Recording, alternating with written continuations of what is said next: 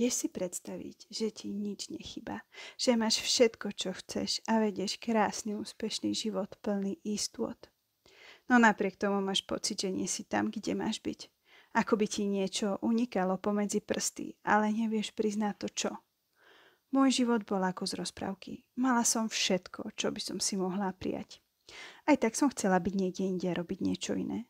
A po jednom krátkom impulze sa mi celý život úplne otočil. Vstala som sa všetkého, čo som mala a začala si od základov budovať svoje šťastie.